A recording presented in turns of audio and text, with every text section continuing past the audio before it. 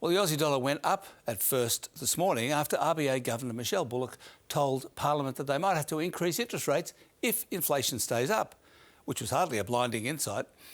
And then it fell when the weaker than expected September quarter GDP number came out, and then it went up again.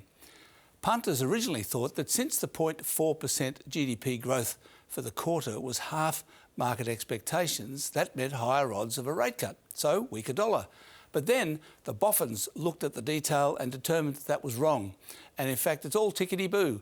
So now the market is pricing a 100% chance of a rate hike by November next year, up from 70% chance this morning. So what were those details? Well, household consumption is still in a solid upswing. Not booming, but the much touted handover from government demand, which has been supporting the economy for the past few years, to private demand remains intact. Also, a lot of weakness in GDP was due to inventories being run down and imports rising, which are also due to strong demand, so all good.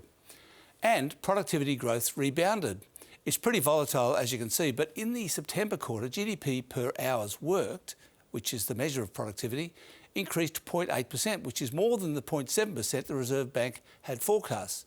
So maybe productivity is on the rise. Tonight, the Aussie dollar is changing hands for 65.8 US cents, and the share market is up 0.1%, with gains by banks and BHP, falls by retailers and CSL. The US market had another small rise last night, and Bitcoin enhanced its reputation for volatility by jumping more than 7%, and is back above $90,000 US. And that's finance.